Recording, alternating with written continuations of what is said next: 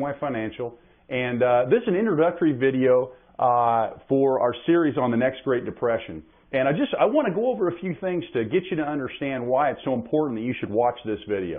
As I said, we're going to go over a couple of subjects here. The first thing we're going to talk about is how and why the next Great Depression will occur. Second will be, what does depressive economics look like? In other words, how will a depression affect your money personally?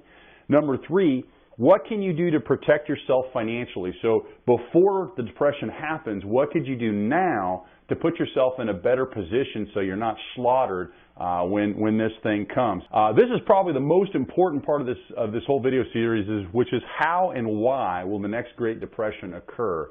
And the reason this is so important is that you need to understand why it's going to happen and how it's going to happen so that you can defend yourself against it, because of course if you hear no evil, see no evil, you're not going to prepare for it. So let me go through a couple things. Now, number one, all the things I'm going to talk about are published public information. So you can go to the internet, and from the U.S. government's website you can find a lot of these things I'm going to point out. Now, I'm not going to talk about a lot of statistics. A lot of the stuff you guys already know. I am going to throw out a couple of numbers, but it's stuff that's very public. It's not anything real technical, just so you understand the status of our economics.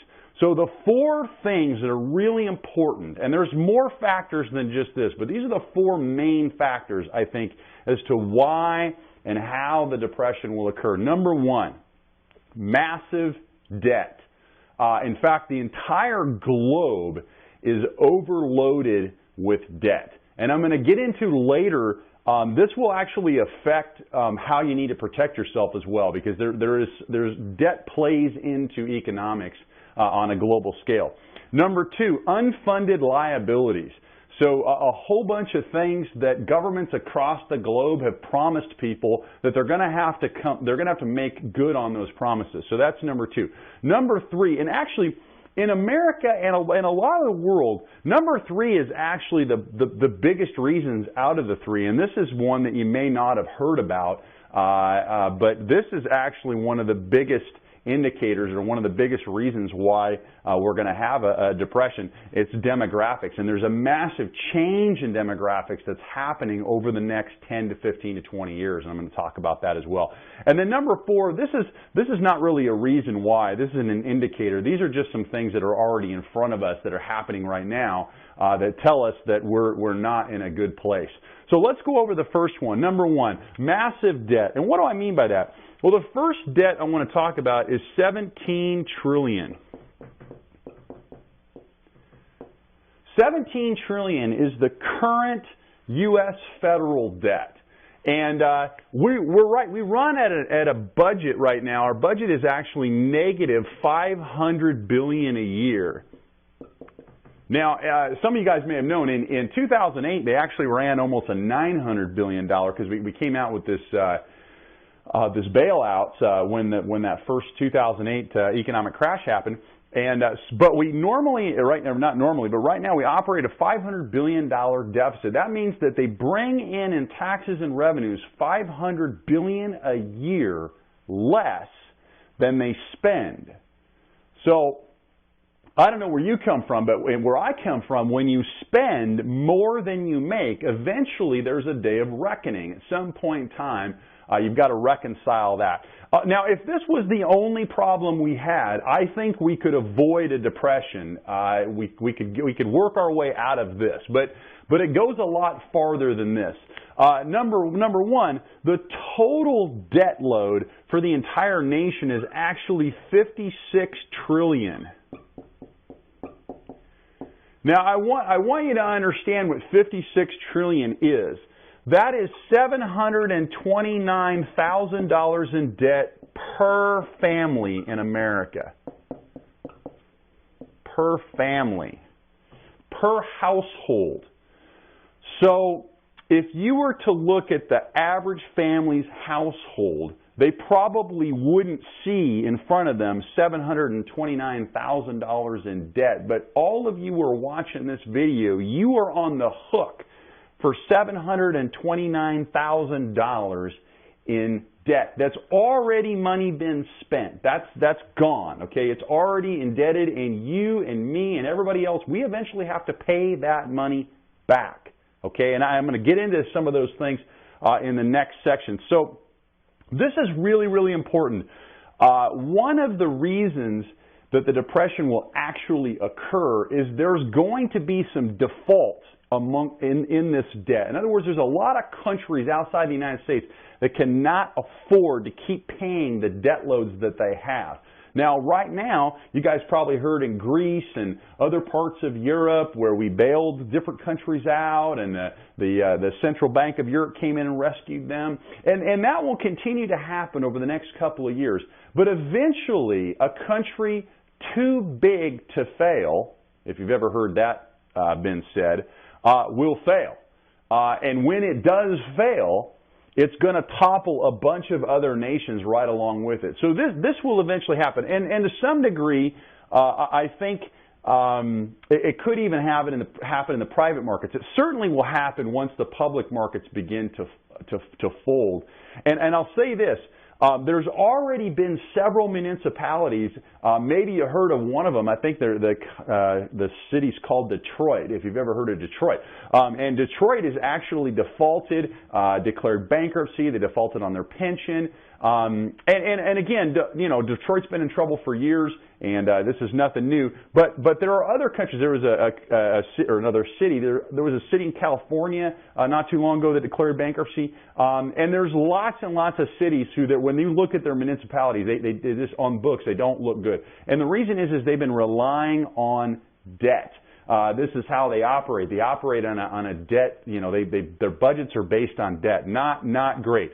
So this is one of the big reasons why we're heading toward troubled times. Again, this reason in and unto itself, you know, the whole thing is probably enough in itself to cause an economic depression. If it wasn't just the Feds, but the entire system has debt up to $56 trillion, which is a huge number, guys.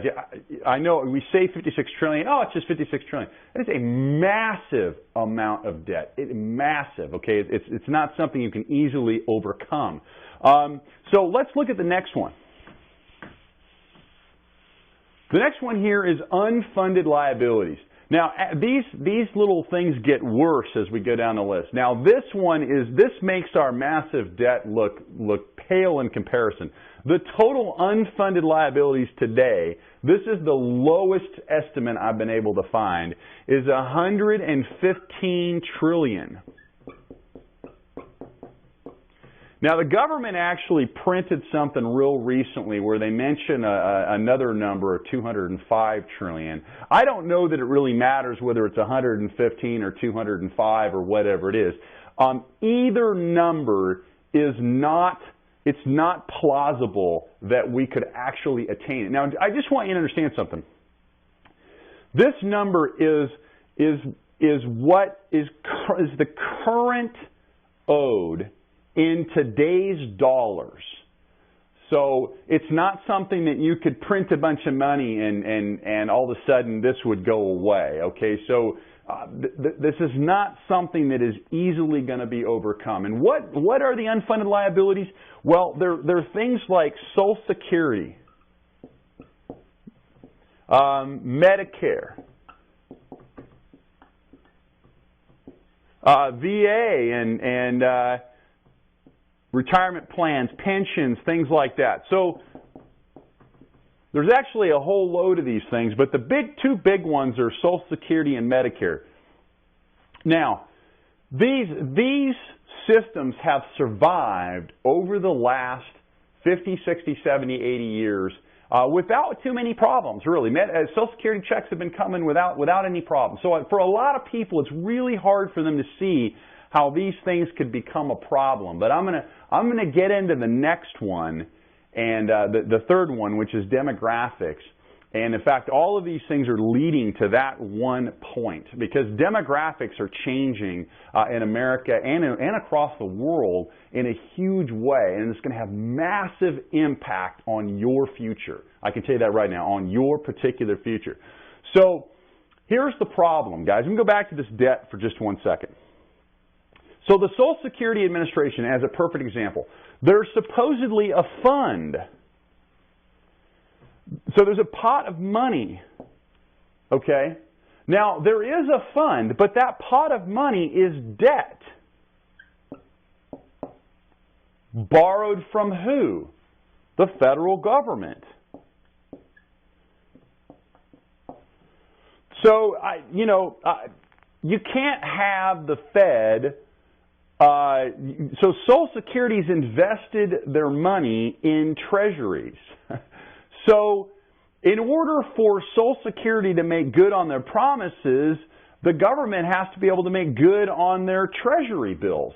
And here's the funny part. They're saying that the liability for Social Security actually exceeds what's in the fund. Now, there was an interesting comment that Obama had made during that 2008 crisis, and there was a place where we were hitting the debt ceiling. And I'm not picking on Obama. Okay, it's not a political video, but I just want you to know that he made this very specific comment. He said that, and you guys can look this up on the internet. He said that if they didn't extend the debt ceiling, that there was a possibility that he was going to delay Social Security checks. And I don't think it was a false statement. I think it was a true statement. But I want you to understand something. That's not supposed to occur. See, there's already money there for those checks to be cut. But what he was telling the public, without really making it a big deal out of it, he was telling them, he says, well, if we don't raise the debt ceiling, we can't service the debt. And if we can't service the debt, then the Social Security Administration can't pay the people. So so that was proof right there that we were already at the brink. I mean, if they didn't add more debt, if they couldn't add more debt, they couldn't send checks for our Social Security. And folks, there's a lot of people in America today that rely on Social Security for retirement. And so I'm going to get into the third one. Now, the third one is by far the most important indicator here, the most important reason of how and why the Great Depression will occur. This is demographics. So, some of you guys know this, but there was this war called World War II. And a bunch of men and women went across to Europe, and they risked their lives, and they were gone for quite a while. And they fought the Germans, the Nazis, they fought the Japanese, and they won the war. And around the mid-1940s, they came back to the U.S., and all of a sudden we started having a baby boom. Now, this baby boom was the largest boom. It was really the largest change in demographics that the world had ever seen. 78 million people were born over that next 18 years. 78 million people.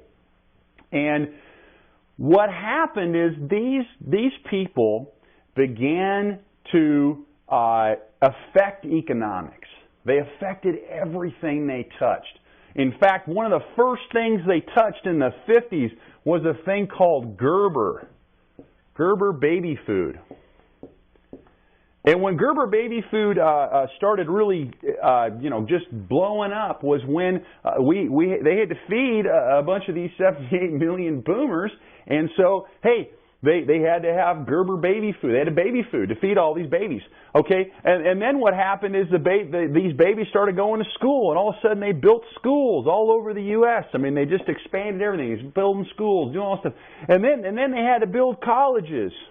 You know, because all these people wanted to get educated. A lot of them did. They want to build colleges.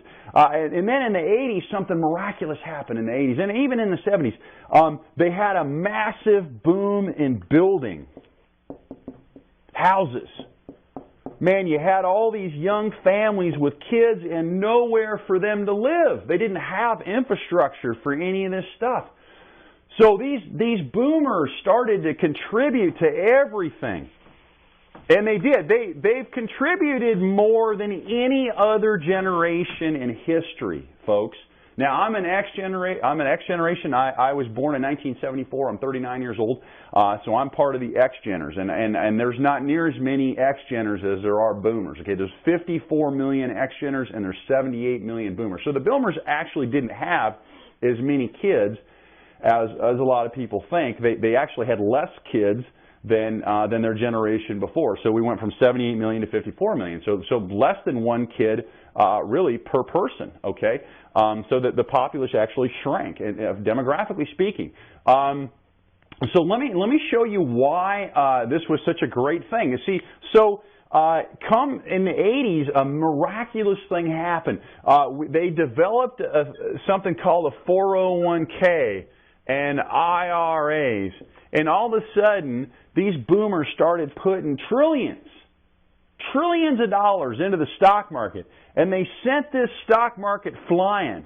I mean, this thing was doing 18% average annual return from about 1981-82 to 1999. A massive surge in the market. And what it was is you had all these boomers that were making some pretty decent money, and they were just throwing money at the market like it was no tomorrow. I mean, and you got to understand something. The generation before them didn't put a lot of money in the market. Okay, they were much more conservative.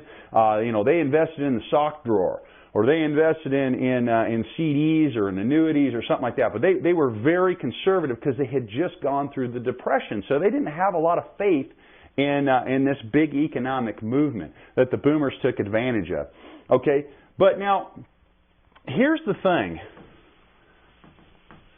The boomers find themselves now heading into their mid-50s and the oldest ones into their mid-60s. Now here's the issue that I have with that. So going into the 40s, 50s, 60s, and 70s, and 80s, and 90s, okay, so all along there, the boomers, they were contributors.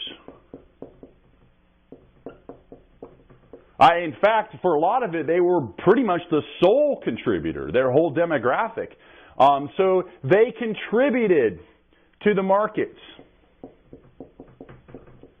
They contributed to Social Security. They contributed to Medicare. They contributed to housing.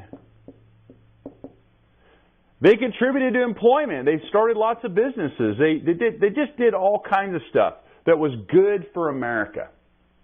They were contributors. And I'm not going to take anything away from anything that the boomers have done, because they really have created the great economics that we have today.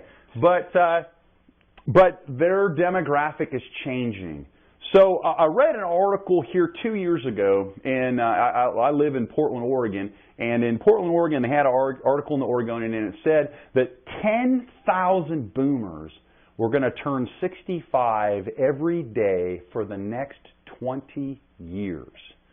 So these boomers are going from contributors to distributors.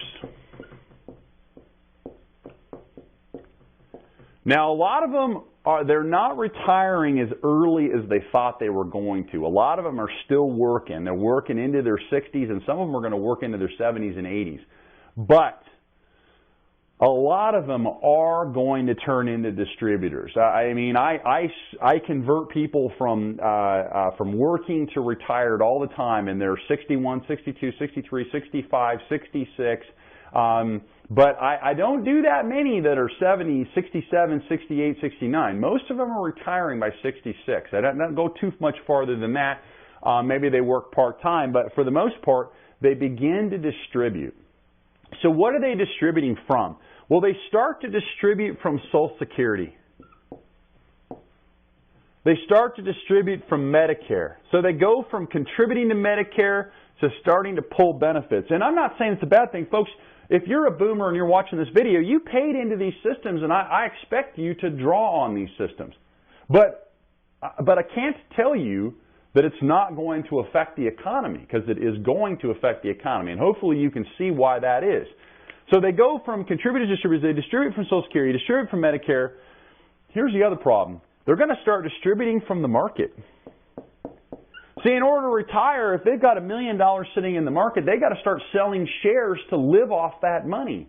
The other thing is they got to start thinking about their money in terms of retirement instead of in terms of growth. And by the way, from a fiscally conservative, fiscally liberal, or aggressive positioning, boomers tend to be fiscally aggressive.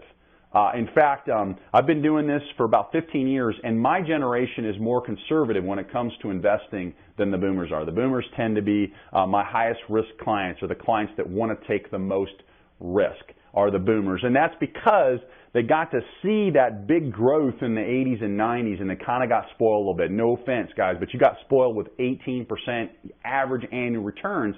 And, you know, I don't think we're going to see those kind of returns again in the next 20 or 30 years, unfortunately. And so my personal portfolio is very conservative in comparison to a lot of you guys watching this video right now where you have all your money in the stock market. I personally do not have all my money in the stock market. In fact, at the moment, I have very little money in the stock market because I don't have any faith in that system. And I just put as much money away as possible. Instead of trying to get great returns, I focus on putting away more money. So if I put away more money, it doesn't matter what the returns are because I'm going to stack up the money just based on the fact that I'm putting it away. So they go from contributors to distributors, guys. This is a huge problem for America. And I'm going to go into the last one, which is the indicators here. So what are the indicators today? What would lead us to believe there might be a problem? Well, let me tell you what it is. Number one, the stock market is at all-time highs. I realize it goes up and down, and realize it might not be at a record-setting high right now today. Okay, it went down a little bit here last week and back up. And by the way, to give you a date on when this video is happening, this is right now almost the end of October 2014. Okay, just so we got a date on this. Number two, bonds. The bond market is also at an all-time high. And interest rates, interestingly enough, are at all-time lows. Now, I want to tell you something. You guys can look this up. But stocks and bonds normally are not high at the same time. And the reason is because usually the money flows from one to the other. So you wouldn't have an overinflated bond market at the same time as you have an overinflated stock market. It doesn't make a lot of sense. Now, some of you guys will say, well, the stock market's not actually overinflated. Well, now I'm going to agree with you in terms of if you were to look at 1999, but you got to realize that there's a whole bunch of, demographically, a whole bunch of boomers who cannot subject themselves to the same amount of risk that they could 20 years ago. And whether you like it or not, they're going to start taking a much more conservative look at the stock market. And if you're a boomer, you should be taking a much more conservative look at the stock market, because if you don't, it will come back and bite you. And no, you may not be able to ride it out, and we'll get to that in a little bit here. So stocks and bonds, both high at the same time. So it is plausible that both stocks and bonds could fall simultaneously. Because let me ask you a question. If interest rates are at their bottom, where is the only long-term direction those interest rates can go? That's correct, up. If interest rates are near zero, they can only do one thing, and that's go up. Now, they don't have to go up very far. Just even 1 or 2 points in the upward direction could be cataclysmic for a system that has massive debt. In other words, if you have massive debt and you have a small increase in interest, then your cost of servicing the debt goes up dramatically. And believe me, guys, it wouldn't take much for it to just really implode.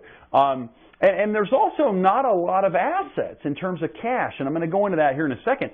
But the actual savings amount per family member is only $8,688.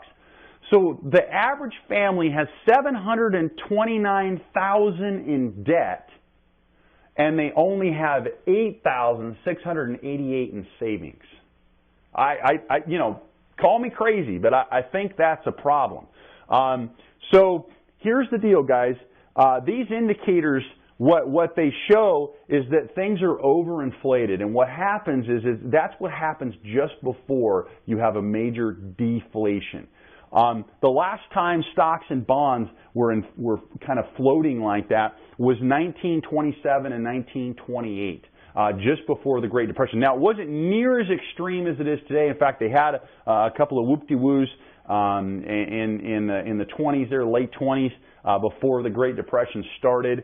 Had a couple market busts, and interest rates were definitely still floating up and down. But interest rates, on told, were lower than they had been over the last 50, 60 years, and the stock market was much higher than it had been over the last 50 years. So it's similar to now. Nowhere near as extreme. There was nowhere near as much debt, nowhere near as much unfunded liabilities, and they didn't have a massive change in demographics. So I'm not telling you that this next Great Depression will be like the last one.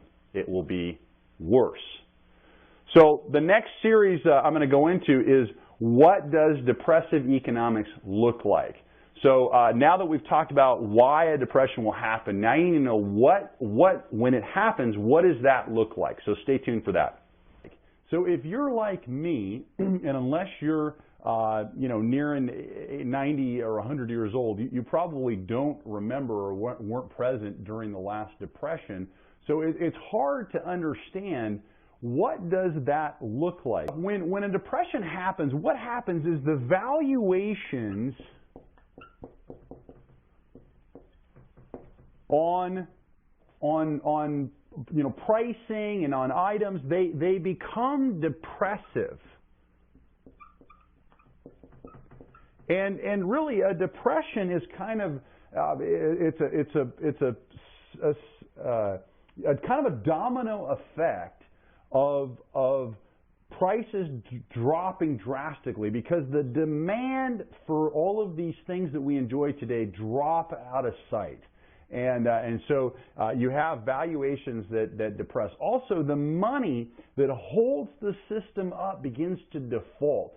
So what you have in a depression is you have debt imploding, and the money is gone that would normally support those prices. The third thing is you start to have system failures.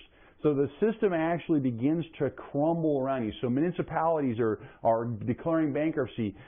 Pension funds, they start defaulting, and they can no longer make good on their pensions. And pretty soon it'll get big enough that even the pension default system will have trouble meeting the demand. So they're going to have to drastically reduce the payments. Now, I want you to understand something. It doesn't mean the payments will stop completely, but what they'll do is they'll reduce the amount of money. And it's a circular effect. So they reduce the payments to you, so you can't spend as much money when you go out to buy groceries. So what happens to grocery prices? They begin to drop as well. So the system, everything drops in price. This is very, very important, because it's contrary to the popular beliefs out there.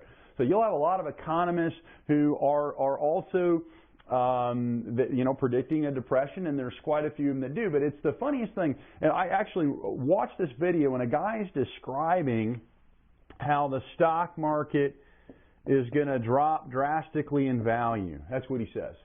He says the housing market is going to drop drastically in value. He says prices are going to drop, and he says that cars are going to drop in value. But in the same breath, he says the dollar is going to drop in value.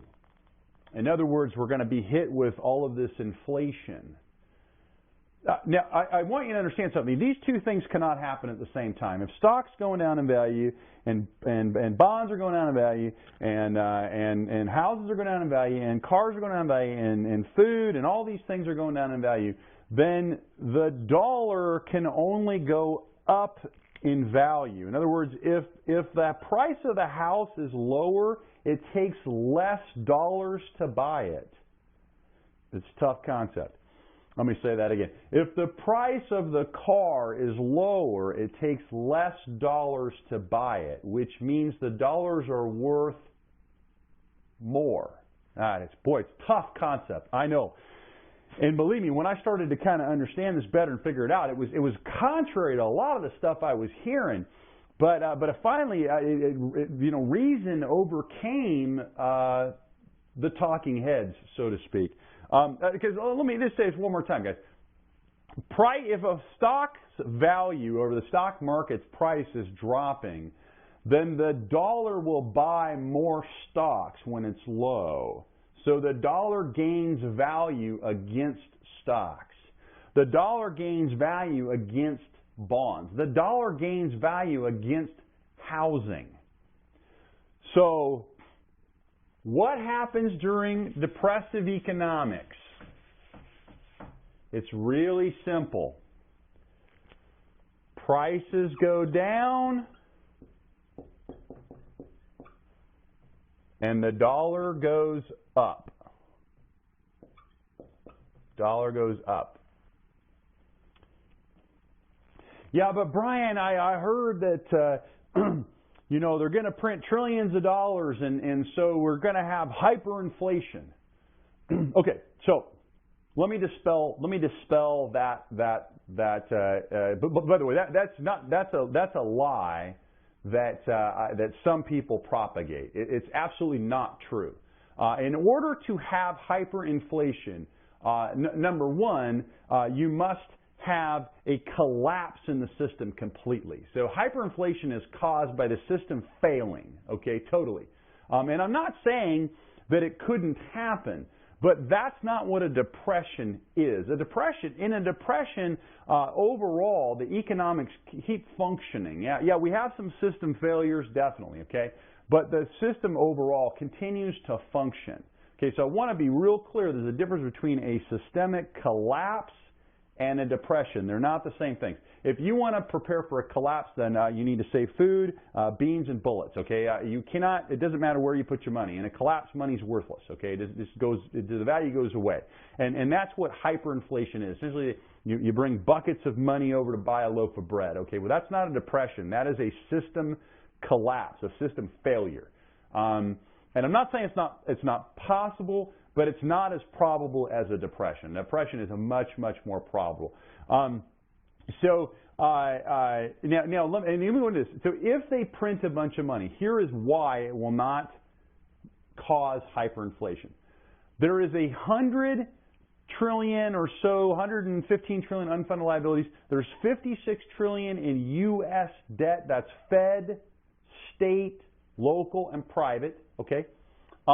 And that debt will begin to implode. When that debt implodes, it will be removed from the market. So that debt is being spent. That money is being spent. Okay. So if you looked at the total amount of money that's floating around the system, most of it is debt. When you remove the debt, all you have left is cash. So far fewer dollars will be chasing the same items around. And you have a lot of people that agree with me that say, yeah, stock's going to dive and housing market's going to dive and the car's going to dive. Well, but they don't say what they mean there. When they mean that, they mean there's less money to buy those things. So you have any money that you do have is worth more. So that's how depressive economics works. And again, I can't say this enough, guys. The value of your dollar, as long as there isn't a complete system failure, will go up against the system. And this happened during the Depression. I'm going to leave you with this little story here. I have a friend of mine, a dear friend of mine, his name's Red, and Red grew up not in the Depression, but he's a child of the Depression, and he was old enough, he was born in the Depression, but he wasn't old enough to experience it. But he was old enough to have a conversation with his uncle. And his uncle told him about the FDR boys. And the FDR boys would come around to little farms out in Nebraska and in the Midwest. And what their job was to go in and make big changes to these farms. So his uncle owned a farm in Nebraska, and the FDR boys came in, and they shot every single one of his pigs and cows and all his animals. They shot them all. They dug a huge ditch and they buried them. Now, I want you to think about this for a second. Now, when you were learning about the Depression, didn't you learn that people were hungry and starving, and there was the Dust Bowl, and there was all these problems And so they were having problems of getting resources. I mean, isn't that what you heard? That's what I heard. But what I began to understand is that is not exactly what was occurring. See, there were still resources available, but what happened is there was no money to buy it. So prices on these things were dropping like just, dropping like a brick, man, right? I mean, just boom, dropping. And so the government tried to eliminate some of those resources to raise prices, to prop prices back up, and it didn't work. They tried price fixing. They tried all kinds of stuff to keep prices up, but people weren't willing to pay to keep the price up. So and here's the weirdest thing: the savings rate in the Depression, the highest savings rate in history, in U.S. history, was 1936 when the U.S. savings rate hit 25%. So wait a minute. In the middle of a depression, there's high unemployment. People are hungry, right, because they don't have any money, and yet they're saving more than they've ever saved. Isn't that weird? But see, what was happening, it was depressive economics. So people were holding on to any money that they had. They weren't willing to part with it very easily, so they got really conservative. And I'm here to tell you that exact same thing will happen again. Now, back then, people actually had more money than they do today. So far fewer people actually have money. So those of you that have liquid cash, so you have a 401k, an IRA, you have a savings account, you have a stock drawer, or whatever, you have money somewhere, that money will be worth more in a depression than it's worth today, if you can keep it. If you can keep it through the transition. So that, again, back to the FDR story, it was an attempt to FDR, and by the way, they didn't just trash the farmer's stuff. They paid him a check. So they wrote him a check for the value of the stuff that they had slaughtered, and they told him he couldn't touch it. It was buried under the ground, and that's where it needed to lay. And again, that didn't work. So in the next series, though, which I think is another really important part of the series, is what can you do to protect yourself from the depression? So what I had said there is you got to keep the money in order for it to be worth anything. But the good news about a depression is if you have money in the depression, you're going to be glad you do, because the money will be worth more. And just one quick other note is there were just a multitude of millionaires that were made during the Depression because they had the good sense to kind of get back in the game once the Depression was in full force and you had prices at the bottom. And so if you had cash, you could buy things that you couldn't get before, and then you owned them after the Depression when prices went back up, and you resold them and made money, and they bought businesses and they expanded their lives. And a lot of people became millionaires in a Depression back in the 30s.